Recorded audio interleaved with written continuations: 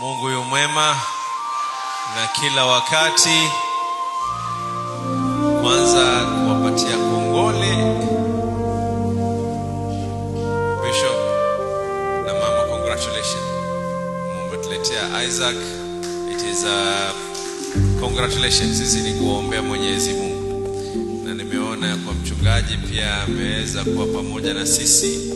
Ukiona yako umeweza kufuatwa na wale ambao kwamba ni viongozi wa dini, ukafuatwa hapa na viongozi ambao kwamba ni wa kisiasa, kisha ukafuatwa na wengine ambao kwamba pia wanatamani uongozi, wote wako hapa, ujue ya kwa wewe ni mtu ambaye unaleta natija katika jamii yake.